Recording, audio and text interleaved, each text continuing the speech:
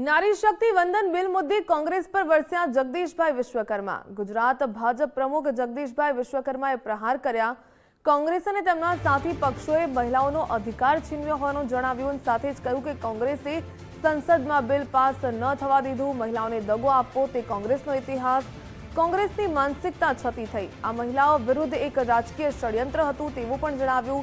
સાથે જ કહ્યું કે દેશની મહિલાઓ બધું જ જોઈ રહી છે। विपक्ष भले उजवणी करे पण महिलाओं जवाब आपशे।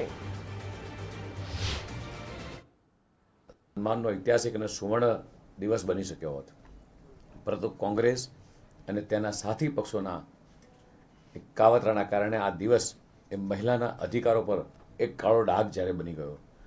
संसदमां जे थयुं ते मात्र एक बिलनी हार नथी, ते भारतनी 140 करोड़ जनताना एटले 50% महिला 70 करोड़ माताओं बहनों અને દીકરીઓના સપનાઓ પર મહિલા વિરોધી કોંગ્રેસીઓનો સીધો પ્રહાર હતો।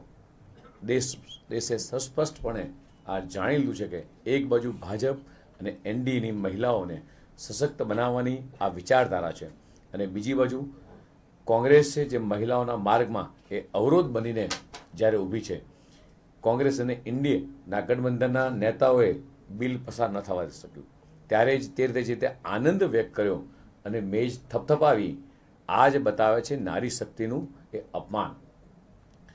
શું મહિલાઓના અધિકારને રોકવું હવે કોંગ્રેસની એ રાજકીય જીત બની ગઈ છે? કોંગ્રેસનો ઇતિહાસ મહિલાઓ સાથે છળ, કપટ, વિલંબ અને દગો